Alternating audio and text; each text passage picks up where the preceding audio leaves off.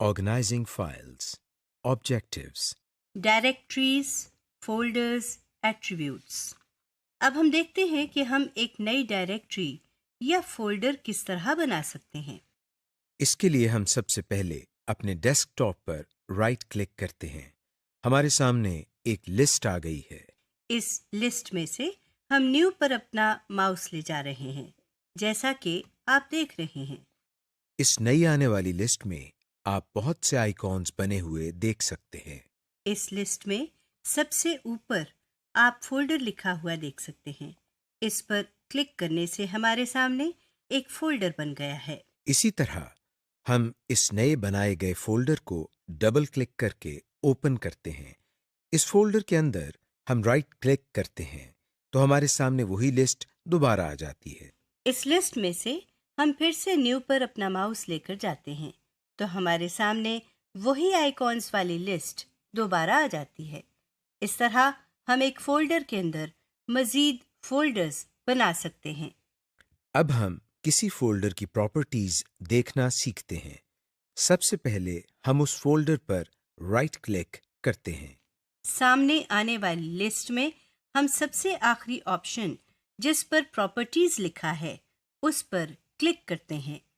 Properties पर click करते ही हमारे सामने एक विंडो खुल गई है। ये विंडो हमारे बहुत काम की विंडो है। आप देख सकते हैं कि इस विंडो के टाइटल बार में फोल्डर के नाम के साथ प्रॉपर्टीज लिखा है। इस विंडो में आप एक फोल्डर का निशान बना हुआ देख रहे हैं। इस फोल्डर के निशान के सामने इस फोल्डर का नाम लिखा हुआ है। इस फोल्डर के निशान के नीचे आप इस फोल्डर के बारे में तमाम मालूमात हासिल कर सकते हैं। मिसाल के तौर पर आप इस फोल्डर की टाइप देख सकते हैं। इसके अलावा आप इस फोल्डर की अपने कंप्यूटर पर लोकेशन भी देख सकते हैं, यानी ये फोल्डर आपके कंप्यूटर पर कहाँ पड़ा हुआ है। आप इसी विंडो में लोकेशन के नीचे साइज लिखा हुआ देख रहे हैं।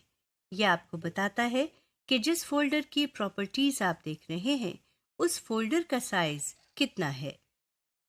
साइज ऑन डिस्क आपको बताता है कि इस फोल्डर ने आपके कंप्यूटर पर कितनी जगह ली है। इसके नीचे आप कंटेंट्स लिखा हुआ देख रहे हैं। यहाँ से आप देख रहे हैं कि इस फोल्डर में कितनी मजीद फाइल्स और फोल्डर्स हैं। कंटेंट्स के नीचे क्रिएटेड लिखा है। यह हमें बताता है कि ये फोल्डर किस तारीख को कितने बजे बनाया गया था। Most widely used types of files. अब हम कुछ ऐसी फाइल्स देखते हैं जो हमारे इस्तेमाल में बहुत ज़्यादा आती हैं। इन फाइल्स के आइकॉन्स की पहचान आपके लिए बहुत ज़रूरी है। हम डेस्कटॉप पर दोबारा राइट क्लिक करते हैं और फिर अपने माउस को न्यू पर ले जाते हैं। हमारे पास एक और लिस्ट आ गई है। इस लिस्ट में आप एक आइकॉन देख रहे हैं जिस पर W लिखा है। ये आइकॉन हमेशा माइक्रोसॉफ्ट वर्ड के लिए इस्तेमाल किया जाता है। इस आइकॉन के सामने माइक्रोसॉफ्ट वर्ड डॉक्यूमेंट लिखा भी हुआ है। किसी फाइल या फोल्डर के अंदर अगर राइट क्लिक किया जाए तो माउस को न्यू पर ले जाने से हम ये लिस्ट देख सकते हैं। किसी भी जगह माइक्रोसॉफ्ट वर्ड में कोई डॉक्यूमेंट बनाना हो तो उस डॉक्यूमेंट के सामने जो आइकॉन बना हुआ आएगा वो बिल्कुल वैसा ही होगा जैसा आपने अभी मुलाहजा किया। इसका मतलब यह है कि माइक्रोसॉफ्ट वर्ड के लिए सिर्फ एक ही आइकॉन है। जहां भी हम वर्ड का डॉक्यूमेंट बनाएंगे वहां हमको यही आइकॉन नजर आएगा। बिल्कुल इसी तरह जिस तरह हमारे पास वर्ड प्रोसेसिंग के लिए एक आइकॉन है, उसी तरह हमारे पास स्प्रेडशीट्स के लिए भी एक आइकॉन मौजूद है। जिस लिस्ट में हमने माइक्रोसॉफ्ट वर्ड के लिए आइकॉन देखा था, उसी लिस्ट में हम माइक्रोसॉफ्ट एक्सेल वर्कशीट लिखा हुआ देख सकते हैं। इसके सामने क्रॉस बना हुआ है। जहां भी हम माइक्रोसॉफ्ट एक्सेल की स्प्रेडशीट्स बनाना चाहते हैं, वहां यही क्रॉस का आइकॉन बना हुआ आता है। स्प्रेडशीट्स और वर्ड प्रोसेसिंग की तरह डेटाबेसेस के लिए भी हमारे पास एक आइकॉन है। इस लिस्ट में आप माइक्रोसॉफ्ट एक्सेस डेटाबेस लिखा हुआ देख सकते हैं। हम माइक्रोसॉफ्ट एक्सेस को डेटाबेस बनाने के लिए इस्तेमाल करते हैं। इसके सामने बने हुए आइकॉन की पहचान भी कर लें। ये एक डब्बे के अंदर ए लिखा हुआ है। हमारे पास प्रेजेंटेशंस के लिए भी एक सॉफ्टवेयर मौजूद है। आप माइक्रोसॉफ्ट पावर पॉइंट प्रेजेंटेशन लिखा हुआ देख सकते हैं। जो आइकॉन इसके सामने बना हुआ है, ये हमेशा प्रेजेंटेशन डॉक्यूमेंट्स के लिए ही इस्तेमाल होता है। इन सब एप्लीकेशंस को मजीद डिटेल से हम बाद में देखेंगे। File attributes. अभी हमने फोल्डर्स के एट्रीब्यूट्स देखे। अब हम फाइल्स की प्रॉपर्टीज और एट्रीब्यूट्स देखते हैं। इसके लिए हम डेस्कटॉप पर एक फाइल बनाते हैं। फाइल बनाने के लिए हम डेस्कटॉप पर राइट क्लिक करते हैं और न्यू पे माउस ले जाते हैं। इस लिस्ट में से हम किसी भी एप्लीकेशन पर क्लिक करते हैं। मिसाल के तौर पर हम माइक्रोसॉफ्ट वर्ड का एक डॉक्यूमेंट बनाते हैं। अब इस फाइल पर हम राइट क्लिक करते हैं और प्रॉपर्टीज पर क्लिक करते हैं। हमारे पास बिल्कुल वैसा ही डायलॉग बॉक्स खुल गया है जैसा फोल्डर की प्रॉपर्टीज के लिए खुला था। यहाँ पर सबसे पहले न्यू माइक्रोसॉफ्ट वर्ड डॉक्यूमेंट लिखा हुआ है। अभी चूंकि आपने इस फाइल का कोई नाम नहीं दिया, इसीलिए कंप्यूटर ने खुद ही इस फाइल का नाम न्यू माइक्रोसॉफ्ट वर्ड डॉक्यूमेंट रख दिया है। यहाँ पर आप अपनी मर्जी का नाम लिख सकते हैं और कंप्यूटर इस फाइल का नाम तब्दील कर देता है। आइए इस फाइल का नाम तब्दील करके माय डॉक्यूमेंट रखते हैं। हम सबसे पहले इस टेक्स्ट बॉक्स में माउस से क्लिक करते हैं और उसके बाद बैक स्पेस का बटन दबाते हैं। अब इस टेक्स्ट बॉक्स में लिखा हुआ सब कुछ मिट चुका है। यहाँ हम टाइपिंग शुरू करते हैं और माई डॉक्यूमेंट लिखते हैं। माय डॉक्यूमेंट लिखने के बाद हम एंटर दबाते हैं। आप देख सकते हैं कि फाइल का नाम तब्दील हो चुका है। इस फाइल की मजीद कुछ प्रॉपर्टीज देखने के लिए हम दोबारा इस फाइल पर राइट क्लिक करते हैं और प्रॉपर्टीज पर क्लिक करते हैं। नाम वाले टेक्स्ट बॉक्स के नीचे आप टाइप ऑफ फाइल लिखा हुआ देख रहे हैं। टाइप ऑफ फाइल के बाद आप ओपन्स विद लिखा हुआ देख सकते हैं। इसका मतलब यह है कि ये फाइल किस एप्लीकेशन के जरिए खोली जा सकती है। बाकी तमाम लेबल्स वही हैं, सिर्फ आखिर में आप क्रिएटेड के लेबल के अलावा मॉडिफाइड और एक्सेस्ड का लेबल देख सकते हैं। मॉडिफाइड का मतलब होता है तब्दील करना। अगर आपने अपनी फाइल्स में कोई तब्दीली की हो, तो जिस तारीख को आप फाइल में तब्दीली करेंगे, वो तारीख यहाँ लिखी हुई आएगी। एक्सेस्ड के लेबल से आप देख सकते हैं कि इस फाइल को आखिरी दफा कब खोला गया था। बाकी तमाम लेबल्स वही हैं जो आप पहले पढ़ चुके हैं। Renaming files and directories folders. कई दफ़ा आपको अपनी फाइल का नाम तब्दील करना पड़ता है, मगर फाइल का नाम तब्दील कैसे किया जाए, ये हम सीखते हैं। हमने अभी जो फाइल बनाई थी और जिसका नाम माई डॉक्यूमेंट रखा था, हम इसका नाम तब्दील करते हैं। इसके लिए हम इस फाइल पर राइट क्लिक करते हैं। अब इस मेन्यू में हम प्रॉपर्टीज के ऊपर मौजूद रीनेम वाले आइटम पर क्लिक करते हैं। आप देख सकते हैं कि रीनेम पर क्लिक करते ही इस फाइल का नाम सेलेक्ट हो गया है और नाम के आगे एक कर्सर भी बना हुआ आ रहा है। अब इस फाइल का जो भी नाम देना है वो यहाँ टाइप करते हैं। आप देखें, हम यहाँ फर्स्ट डॉक्यूमेंट लिख रहे हैं। नाम लिखने के बाद हम एंटर दबाते हैं। इसी तरह कोई भी फाइल जो डेस्कटॉप पर हो या किसी और फोल्डर में, उस पर राइट क्लिक करके रीनेम के जरिए हम इस फाइल या फोल्डर का नाम तब्दील कर सकते हैं। Selecting files. ये तो आप जानते ही हैं कि किसी आइकॉन पर क्लिक करने से वो आइकॉन सिलेक्ट हो जाता है। अब हम सीखते हैं कि अगर हमने एक से ज्यादा आइकॉन्स को सिलेक्ट करना हो तो हम क्या करें।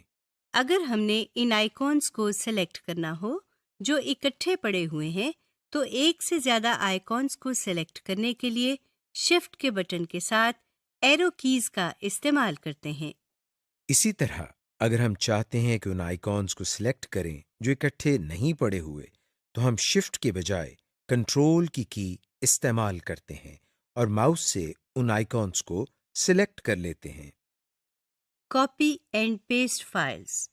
अब हम एक बहुत ही मजेदार और इंटरेस्टिंग चीज देखते हैं। हम एक ही फाइल की जितनी चाहें कॉपीज बना सकते हैं। इसके लिए हम आइकॉन पर राइट क्लिक करते हैं और फिर कॉपी पर क्लिक करते हैं। अब जहां हम इस फाइल को पेस्ट करना चाहते हैं, वहां पर जाकर हम राइट क्लिक करते हैं और मेन्यू में से पेस्ट पर क्लिक करते हैं। आप देख सकते हैं कि स्क्रीन पर एक और आइकॉन बना हुआ आ गया है, जिसके नाम में फाइल के नाम के बाद कॉपी भी लिखा हुआ है, जिसका मतलब है कि हमने अपनी फाइल की एक और कॉपी बना ली है। Make backup copies. अगर हम अपनी फाइल को अपने कंप्यूटर पर भी रखना चाहें और इस फाइल को किसी यूएसबी में भी महफूज करना चाहें, तो इसके लिए भी हमारे पास एक बहुत ही आसान तरीका है। सबसे पहले आप यूएसबी को कंप्यूटर की यूएसबी पोर्ट में लगाएं। अब जिस तरह हमने एक फाइल अपनी मर्जी के फोल्डर में सेव की थी, उसी तरह हम किसी भी फाइल को यूएसबी में भी सेव कर सकते हैं। सबसे पहले हम फाइल को कॉपी करेंगे। अब हम कंप्यूटर की विंडो खोलेंगे। इसमें आप अपने सामने रिमूवेबल डिस्क लिखा हुआ देख रहे हैं। यूएसबी चूंकि ऐसी डिस्क है जो आसानी से कंप्यूटर के साथ लगाई और उतारी जा सकती है, इसलिए कंप्यूटर इसको रिमूवेबल डिस्क से जाहिर करता है। इस पर डबल क्लिक करके ओपन कर लें। अब कॉपी की हुई फाइल को यूएसबी में सेव करने के लिए हम यहां पर राइट क्लिक करते हैं और पेस्ट पर क्लिक करते हैं। दूसरे तरीके में हम फाइल को कॉपी किए बगैर यूएसबी ड्राइव में महफूज करते हैं। जिस फाइल की हम कॉपी बनाना चाह रहे हैं, हम इस फाइल पर राइट क्लिक करते हैं और अपने माउस पॉइंटर को सेंड टू पर लेकर जाते हैं। अब जो मेन्यू हमारे सामने है, उसमें हम रिमूवेबल डिस्क पर क्लिक करते हैं। इस पर क्लिक करते ही हमारी फाइल यूएसबी में जाना शुरू हो गई है। फाइल को कॉपी करने से हम एक ही फाइल को दो जगह महफूज कर सकते हैं। अगर हम चाहें कि हम अपनी फाइल को एक फोल्डर से निकालकर दूसरे फोल्डर में महफूज करना चाहें, तो हम फाइल को कॉपी करने के बजाय कट करते हैं। फाइल पर राइट क्लिक करके हम कट पर क्लिक कर रहे हैं। अब जहां इस फाइल को हम पेस्ट करना चाहते हैं, वहां जाकर हम पेस्ट पर क्लिक कर देते हैं। डिलीट फाइल डिलीट करना चाह रहे हैं, इस पर राइट क्लिक करके हम डिलीट पर क्लिक करते हैं। डिलीट करते ही हमारे सामने एक मैसेज आता है, जिसमें कंप्यूटर हमसे पूछता है कि क्या हम वाकई फाइल को डिलीट करना चाहते हैं या नहीं। अगर हम यस पर क्लिक करें, तो फाइल हमारे फोल्डर से निकलकर रिसाइकल बिन में चली जाती है, और अगर हम नो पर क्लिक करें, तो कंप्यूटर इस फाइल को डिलीट नहीं करता।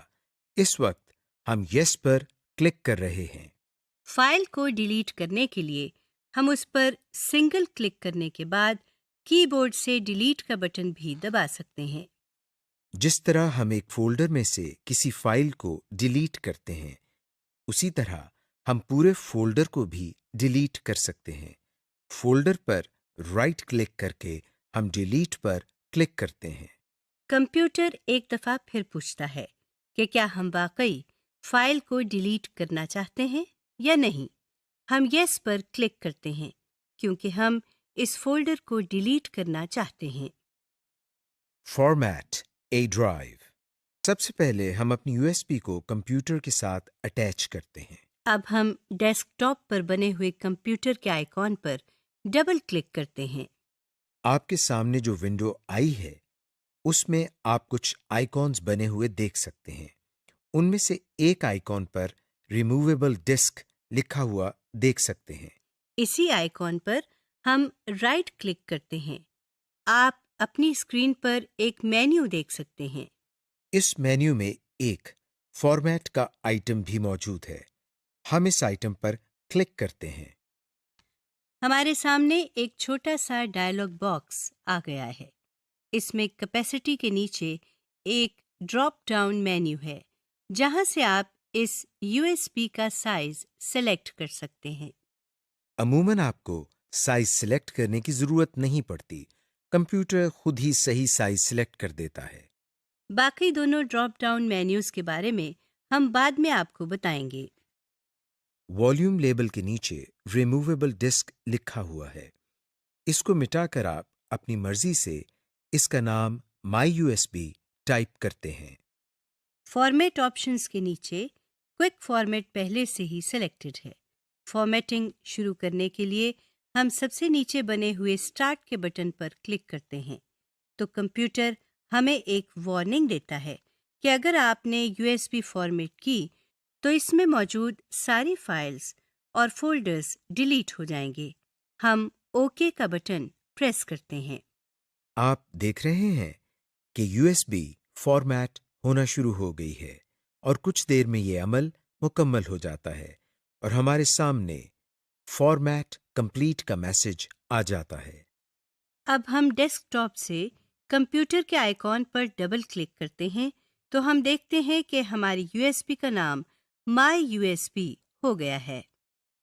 अब इस पर डबल क्लिक करके इसको ओपन करते हैं तो ये देखें, इसके अंदर कोई डाटा नहीं है। सब फाइल्स और फोल्डर्स डिलीट हो गए हैं।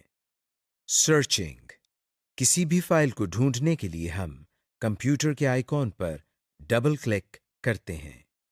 अब जिस फोल्डर या डायरेक्टरी में से हमने फाइल को सर्च करना है, बाएं तरफ नेविगेशन पैन से उस डायरेक्टरी या फोल्डर को सेलेक्ट करते हैं जैसे हमने कंप्यूटर को सेलेक्ट किया हुआ है। अब इस विंडो में ऊपर यहाँ सर्च के बॉक्स में सर्च कंप्यूटर लिखा हुआ नजर आ रहा है। इसमें क्लिक करके फाइल का नाम टाइप करें। हम यहाँ माय फर्स्ट फाइल लिखते हैं। आप देख सकते हैं नीचे प्रीव्यू पैन में इस नाम की फाइल निकलकर हमारे सामने आ गई है। इस फाइल के नीचे इसकी लोकेशन भी लिखी हुई है। यानी कंप्यूटर में जहाँ ये फाइल सेव की गई थी उसका पाथ भी नजर आ रहा है। इस तरह हम किसी भी फाइल को आसानी से ढूंढ सकते हैं।